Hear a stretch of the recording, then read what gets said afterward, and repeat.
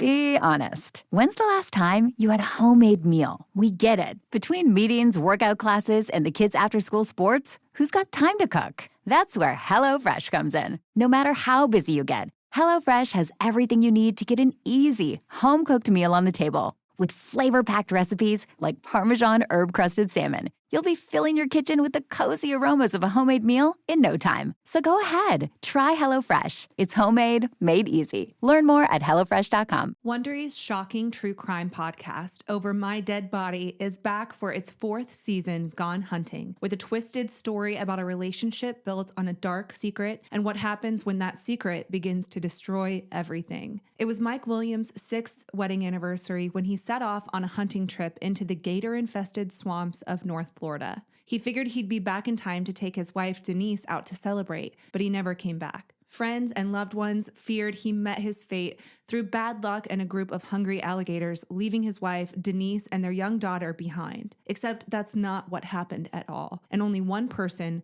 his mother, wanted to keep the case alive. She knew the real answer to Mike's disappearance had to be much closer to home. After 17 years, a kidnapping, a betrayal, and finally, the discovery of her son's body, she would be right. I'm about to play a clip from Over My Dead Body, Gone Hunting. Enjoy Over My Dead Body on the Wondery app or wherever you get your podcasts.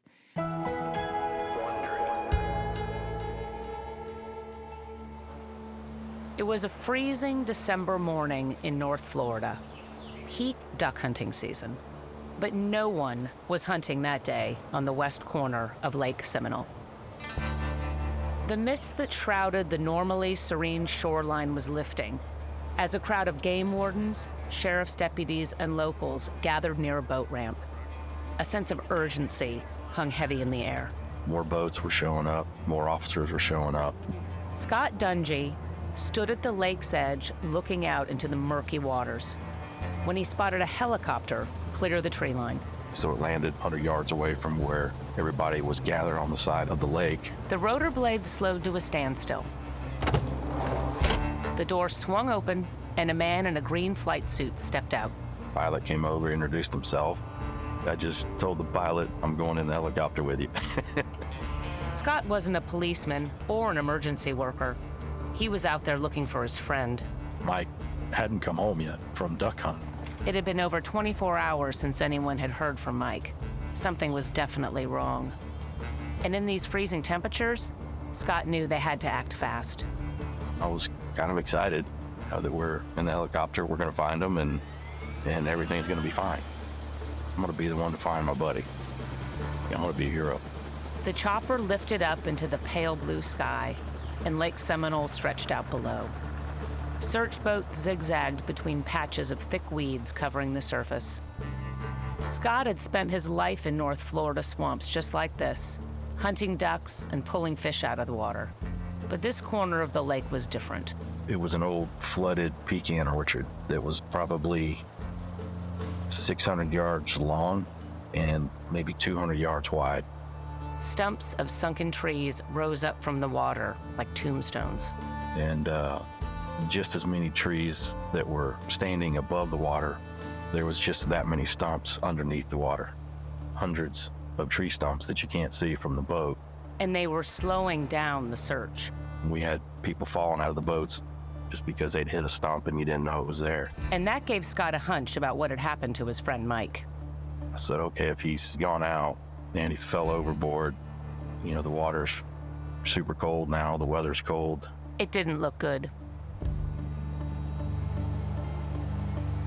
Looking out over the lake, Scott spotted an island.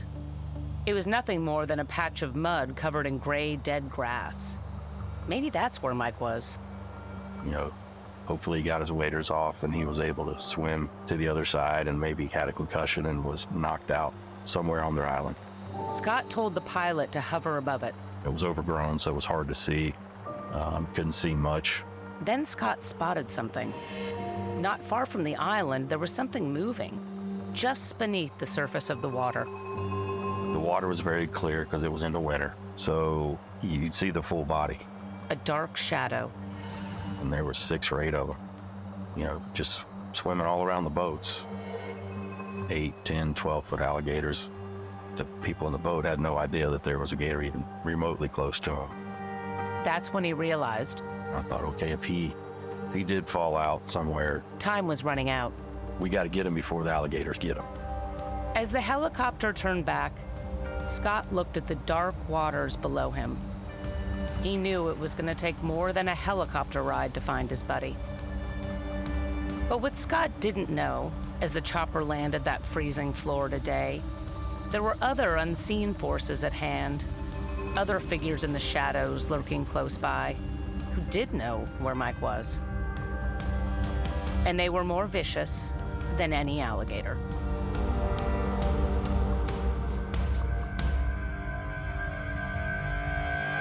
You can binge all episodes of Over My Dead Body Gone Hunting early and ad-free on Wondery Plus. Get started with your free trial at Wondery.com/plus.